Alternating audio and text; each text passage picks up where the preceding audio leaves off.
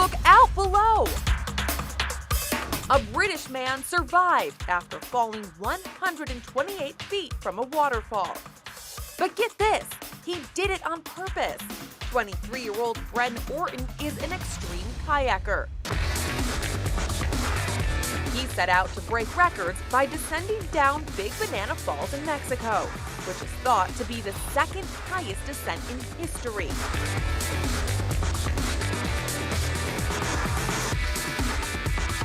Orton says these types of stunts caused his mom to worry to the max.